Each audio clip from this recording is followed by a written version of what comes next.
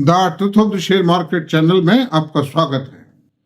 मैं भुवनेश अग्रवाल। नमस्कार दोस्तों, शेयर बाजार में पैसा बहुत है, ये सच्चाई है। मतलब ये बात गलत नहीं है, इतना पैसा और कहीं भी नहीं। लेकिन सवाल ये है कि आत्मविश्वास की आवश्यकता है, ज्ञान की आवश्यकता है, अध्ययन की, तपस्या की, त्याग की, साधना की, हर क्षेत्र में आवश्यक है। आप चाहे स्टूडेंट हैं तो आपको बहुत ही गंभीरता पूर्वक साधना करते हुए अध्ययन करना पड़ेगा, तभी आपको कोई परिणाम मिल पाएंगे अच्छे। आप व्यापार करते हैं तो भी आपको बहुत मेहनत करनी पड़ेगी, और आपको व्यायाम प्राणायाम करते हैं तो भी मेहनत करनी पड़ेगी, जब भी वो आपको लाभ पहुंचा पाएगा। और शेयर बाजार में भी वही बात है, हर चीज इंतजार चाहती है, तसल्ली चाहती है, पेशेंस चाहती है।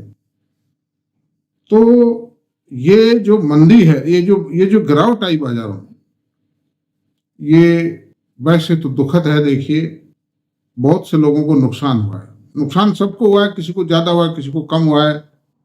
जैसा जो काम करता था, जैसी जिसकी होल्डिंग थी, सबको नुकसान हुआ है। बड़े बड़े जो दिग्गज इन्वेस्टर है, राकेश झुंझुनवाला साहब हैं, राधा किशन जी दमानी हैं, कचोलिया जी हैं, विजय केडिया जी हैं, जो भी हैं, मतलब बड़े बड़े, भूपेंद्र अग्रवाल, तो ये जो भी बड़े बड़े थे, सबको 20, 18, 15 से 30% के बीच में लॉस मुझे भी हुए हैं। मेरा भी घटेगा, पोर्टफोलियो 11-12% घटा है, मेरा कम घटा है, क्योंकि मेरी जो स्ट्रेटजी थी वो बहुत साउंड थी। मतलब उसमें घटत के चांसेस कम थे। और मैं ये भी, आई एम वेरी श्योर कि जैसे ही बाजार में स्टेबिलिटी आएगी, मेरा 12% का प्रॉफिट 2-3 रोज में कवर हो जाएगा। और मैं ये भी कहता हूं, प्रॉफिट लॉस और भी बढ़ सकता है अगर बाजार गिरता रहा, क्योंकि बाजार की चाल को समझने वाला कोई भी नहीं है। चाहे वॉरेन बफेट साहब हो, चाहे आरकेजे साहब हो, चाहे कोई भी हो, मतलब दुनिया के अंदर बड़े से बड़े इन्वेस्टर। तो ऐसी सूब है। अब इसमें हिम्मत भी करनी पड़ेगी, अगर पैसा कमाना है तो रिस्क भी लेनी पड़ेगी। मैं किसी को सटोरिया बनाना नहीं चाहता। I want to make the people investor. Investment सबसे बढ़िया चीज, सट्टेबाजी सबसे खराब चीज, ट्रेडिंग सबसे खराब चीज, F&O उससे भी ज्यादा खराब। ऐसी सूरत में मैंने 3 शेयर सेलेक्ट किए हैं, और तीनों शेयरों का जो स्वभाव है, जो व्यापार, जो बिजनेस वो कर रहे हैं, उस बिजनेस की जो नेचर है वो रेगुलेटरी नेचर है। आइदर दे आर रेगुलेटिंग और they are regulated by a regulatory. उनकी सबसे खास बात यह है कि उनको एक निश्चित मात्रा में पैसा मिलता रहेगा प्रॉफिट के रूप में, because all the 3 companies are from this service sector. चाहे वो हॉस्पिटल हो, चाहे कंप्यूटर मैनेजमेंट की कंपनी हो, चाहे CDSL हो, इस पर चर्चा करेंगे हम। इस तरह के शेयरों पर एक एक करके चर्चा करेंगे। तीनों के परिणाम आ चुके हैं।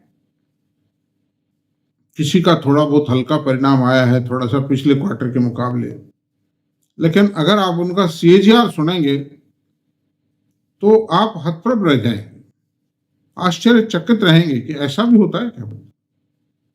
Wonderful results.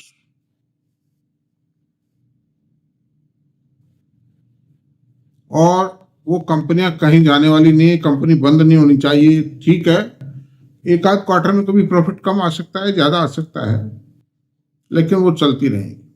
अब चलते हैं अपन। सबसे पहली कंपनी CDSL।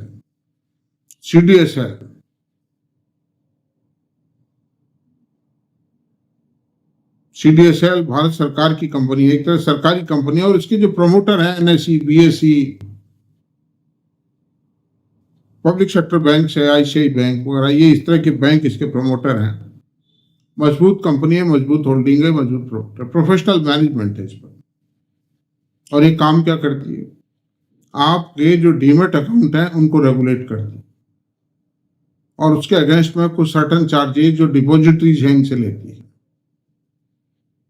वो आपसे लेते हैं।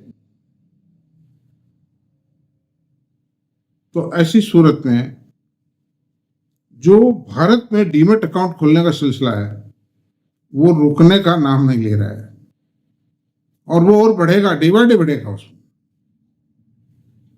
17 करोड़ खाते खुल चुके हैं। ये जो रेगुलेटरी है सीडीएसएल जैसी दो कंपनी, एक एनएसडीएल है, एक सीडीएसएल है। सीडीएसएल का फुल नाम है central depository services limited, NSDL का फुल नाम है national security depository limited. CDSL बड़ा है, एनएसडीएल छोटा है, ज्यादा खाते CDSL I think is having 11 crore accounts और ये कोरोना काल में ही बढ़त आई है, 4-5 टाइम हो गया है और आएगी भी। जैसे जैसे शेयर मार्केट में पेनिट्रेशन इंडियन इन्वेस्टर का बढ़ेगा, 17% अकाउंट का मतलब still only 12% population of the country is involve in the market, जबकि अमेरिका के अंदर 48% इन पॉपुलेशन डायरेक्टली इन्वॉल्व है। मतलब यूरोपियन कंट्रीज और जापान की भी हालत है, वहां है जो कुछ है शेयर मार्केट है। और भारत में भी ब्याज जैसे जैसे घटता चला जाएगा, शेयर मार्केट में पेनिट्रेशन बढ़ता चला जाएगा।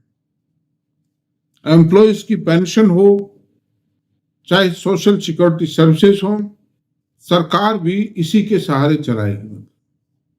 वरना सरकार देगी कहां से? सरकार ट्रेजरी से कब तक करेगी? कोई नहीं कर सकता है। जो पेंशन देगी सरकार उनको दे रही है, मतलब उसी से देगी। अमेरिका में भी उनसे ही मिलती है, म्यूचुअल फंडों से, पेंशन फंडों से मिलती है pension. Under these circumstances in कंपनियों का भविष्य बहुत उज्जवल है और सिक्योर्ड है। ये कंपनी बंद हो नहीं सकती क्योंकि ये तो स्टैट्यूटरी कंपनी, मतलब दो है बस, ये दो से तीसरी भी नहीं हो सकती है। It's a monopoly type of business, completely monopoly business है। आपको कोई डीमेट खाता खोलना है, either it will go to CDSL और एनएसडीएल। तो अंडर दीज सर्कमस्टेंसेस जो कंपनी पिछले 5 साल के अंदर एक्सॉर्बिटेंट रिजल्ट्स दिए हैं, तो मैं आपको बताता हूं इस कंपनी के फाइनेंशियल्स क्या है। कंपनी का मार्केट कैप 26,243 करोड़ रुपए, प्राइस 1256 रुपए है अभी, और 52 वीक का हाई लो रहा है 1990/811। 811 से 1990 गया, अभी भी 1256 है। इसकी रिविजन करेक्ट हो चुका है। इस क्वार्टर के थोड़े रिजल्ट भी हल्के आए हैं, लेकिन एक क्वार्टर से कोई फर्क नहीं पड़ता। प्राइस अर्निंग रेशियो 47.3 है, बुक वैल्यू 73.2 है, डिविडेंड यील्ड 0.76%। अभी कंपनी ने 1 का बोनस दिया था 4 महीने पहले। आरओसी 40.2 है, आरओई 31.3 है, फेस वैल्यू 10 रुपए। 5 ईयर का सीएजीआर जो रहा है वो प्रॉफिट 30% से बढ़ा है, शेयर की प्राइसेस 55% से बढ़ी और बोरोइंग नील है क्योंकि उनको कोई कैपिटल की आवश्यकता नहीं। Man power the only raw material for them, plant machinery जो कुछ है मैन पावर है, और वो कोई ज्यादा नहीं। मैं समझता हूं सीडीएसएल के दफ्तर में ज्यादा 100 आदमी होंगे, right from peon to the director.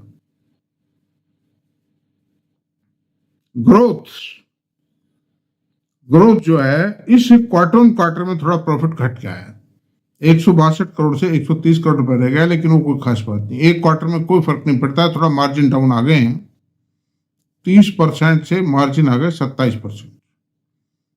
कोई एक्सपेंडिचर वगैरह हो गया होगा, season two season depend very करता है। कुछ बाजारों में गिरावट भी रही थी, उससे हो गया होगा कुछ, मतलब तो वो सब सुधर जाएगा, कोई खास बात नहीं। ईयर ऑन ईयर 32.14% की ग्रोथ है इसमें, तो ठीक है, बहुत अच्छी चीज है, सिक्योर्ड है, सब कुछ है। और एक मॉडरेट रिटर्न 20-25% का एनुअल रिटर्न तो बहुत नॉर्मल बात है इस शेयर में, मैं समझता हूँ आता है। तो दूसरा शेयर चलते हैं, वो है कंप्यूटर एज मैनेजमेंट। उसकी वो काम क्या करता है? कंप्यूटर एज मैनेजमेंट सर्विसेज आप एक रजिस्ट्रार है, ये म्यूचुअल फंड्स का रजिस्ट्रार है। तो आप जितनी भी एसआईपी जमा कराते हैं, लमसम लगाते हैं म्यूचुअल फंडों में, उस सब का हिसाब किताब ये रजिस्ट्रार रखता है।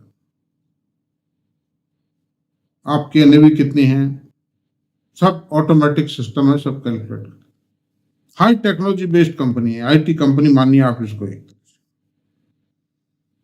तो अब इसका काम ये हो गया, म्यूचुअल फंडों का रजिस्ट्रार है और इसके पास 53% जो बिजनेस है टोटल म्यूचुअल फंड्स का, of all the schemes of the mutual funds 53% market share इसके पास है। अब मैं आपसे बताता हूं इसके फाइनेंशियल्स क्या है। 16,934 करोड़ रुपए का मार्केट कैप है, प्राइस 3428 रुपए है, high low 2707, 5368, 52 week high low, यानी डबल दौड़ लगाई है और फिर वापस आ गया 3428 पे। एक अवसर है खरीदने का। प्राइस अर्निंग रेशियो 39.2 है, बुक वैल्यू 2 रुपए है, नहीं बुक वैल्यू 200 रुपए है, सॉरी। डिविडेंड यील्ड 1.36 है, डिविडेंड बहुत अच्छा है इसका। आरओसी 49.8, आरओसी 49.8, आरओई 40.5% है, सुपर परफॉर्मेंस। फ्रेश वैल्यू 10 रुपए, 5 ईयर CAGR 25%, बोरोविंग 79 करोड़ का डेट है टोटल, मतलब कुछ भी एक तरह से नील मानिए इस डेट, कोई माने नहीं रखता इतनी बड़ी कंपनी में। Growth quarter on quarter growth 2.6% है और ईयर ऑन ईयर 28.18% ग्रोथ आई। तो growth is exorbitant, there is no lag behind in the growth. तो ये CDSL की, ये कैम्प्स की, CAMS कैम्प्स की बात है, CAMS camps. Narayan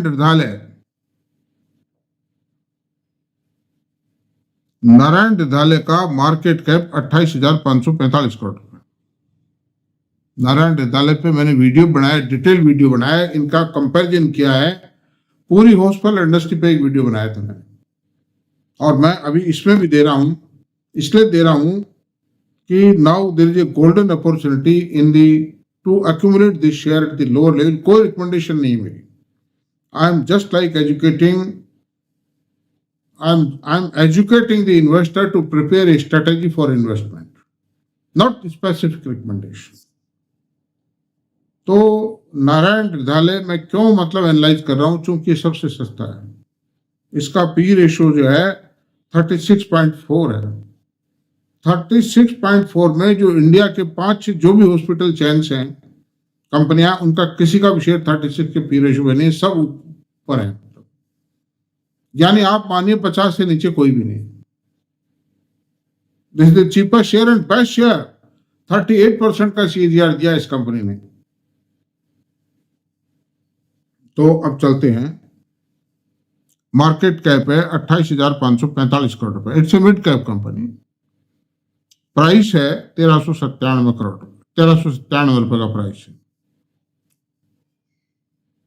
high low 1430/1080, price earning ratio 36.4, book value 157 रुपए, dividend yield 0.29%, ROCE 26.5, ROE 31.4, face value 10 rupees, 5 year CAGR 68%, 5 year CAGR 68% है दोस्तों। और प्रॉफिट CAGR 68% है, शेयर का CAGR 33% है। ये एक बहुत बड़ा प्लस पॉइंट है। इसका पी रेशियो भी कम इसीलिए है दूसरे हॉस्पिटल्स के मुकाबले कि शेयर की प्राइसेस प्रॉफिट की तुलना में कम बढ़ी हैं। प्रॉफिट 68% बढ़ा है 5 साल में, लेकिन शेयर की प्राइसेस 33% बढ़ी। It's a healthy sign of the company. Borrowing 1703 crore की है। बोरोविंग आपको ज्यादा दिखाई देंगी, लेकिन ये बोरोविंग इसलिए है, हॉस्पिटल इंडस्ट्री एक कैपिटल इंटेंसिव इंडस्ट्री, इसमें पैसा लगाना पड़ता है काफी बिल्डिंग बनाने में। एपर्टस खरीदने में, मैन पावर पे भी करना पड़ता है शुरू में। लेकिन ये कंपनी एक्सपांशन कर रही है। अभी कल ही इन्होंने कलकत्ता में न्यू टाउन के अंदर 1000 बेड के हॉस्पिटल का इनॉग्रेशन किया है। इनॉग्रेशन नहीं किया, सॉरी, मतलब शिलान्यास किया है। और ईयर ऑन ईयर ग्रोथ 29.15% आई है इसमें। इक्विटी 204 करोड़ रुपए की, इक्विटी भी लार्ज नहीं है, equity very very normal size of equity है। तो under these circumstances it's a lucrative, it can be a lucrative bet but not recommended by me. तो ये तीनों शेयरों पर जो मिड कैप सेगमेंट्स हैं, तीनों पर चर्चा पूर्ण हुई। वीडियो को यहीं पूरा करते हैं, और अगर आपको मेरा वीडियो पसंद आया हो तो प्लीज़ इसको सब्सक्राइब करें, लाइक करें, शेयर करें, कमेंट करें। Thank you very much.